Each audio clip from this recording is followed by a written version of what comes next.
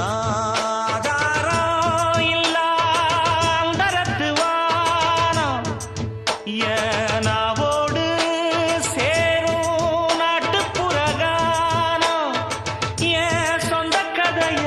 சொல்லி படிக்க சந்தமில்லையே அத சொன்னாராது